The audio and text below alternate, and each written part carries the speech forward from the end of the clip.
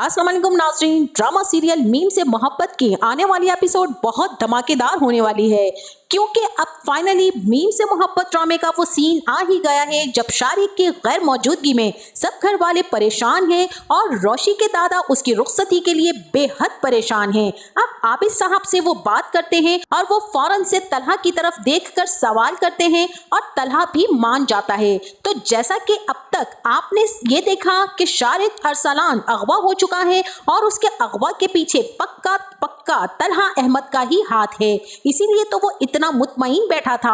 ऐसे में घर वाले परेशान होकर शारिक के घर वालों को बार बार फोन कर रहे हैं। सुलेमान साहब को जब उनकी वालदा बताती हैं कि हम तो खुद शारिक को तलाश कर रहे हैं, वो कहीं पर भी नहीं मिल रहा, हम इसके लिए बेहद परेशान हैं। ये सब सुनकर तो कयामत ही टूट पड़ती है यहाँ सब घर वालों पर कि अब क्या होगा, रोशी की बारात नहीं आएगी। दादा जान तो वहीं सोफे पर बैठे बैठे एक तरफ लुढ़क जाते हैं जबकि तलहा उन्हें संभालता है। स्टेज पर बैठी रोशी भी घबराकर उठ खड़ी होती है कि आखिर हुआ क्या है।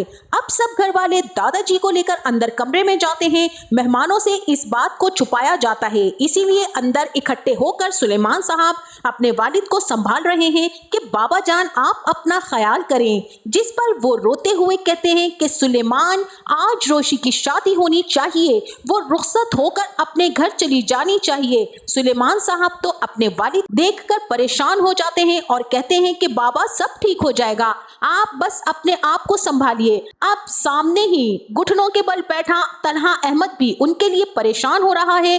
जब दादाजी तलहा से बात करते हैं और उसके आगे हाथ जोड़ते हैं कि बेटा रोशी की बारात नहीं आएगी तो मेरी पोती की बहुत ही बदनामी होगी, हमारी इज्जत अब सिर्फ और सिर्फ तुम्हारे हाथ में है, तुम बस हमारी रोशी को अपना लो। तलहा फौरन से उनके हाथ पकड़ लेता है और कहता है कि ये आप क्या कर रहे हैं, ऐसे मत करें और प्लीज मुझे शर्मिंदा ना करें, मुझे कोई एतराज नहीं है रोशी से शादी के लिए। और इसके बाद सब लोग इकट्ठे होकर स्टेज पर परेशान हाल खड़ी रोशी के पास जाते हैं। अब रोशी घबराकर पूछती है कि क्या हुआ है दादाजी, क्या बात है, जिस पर वो रोशी को फौरन से गले लगा लेते हैं और उसे बिठाकर बड़े ही प्यार और इत्मीनान से समझाते हैं कि अब हमारी इज्जत तुम्हारे हाथ में है। वो रोती हुई आंखों से परेशान खड़ी होती है और अपनी पूरी फैमिली को देखती है, उसका बाप, उसकी माँ, उसकी दादी, पुप्पो, बहन, बहनोई सब परेशान हैं सिर्फ रोशी के लिए और उन सब की इज्जत अब रोशी के हाथ में है। वो ना चाहते हुए भी मान जाती है और यूं आनन फानन उसका और तलहा का निकाह करके उसे तलहा के साथ रुखसत कर दिया जाता है।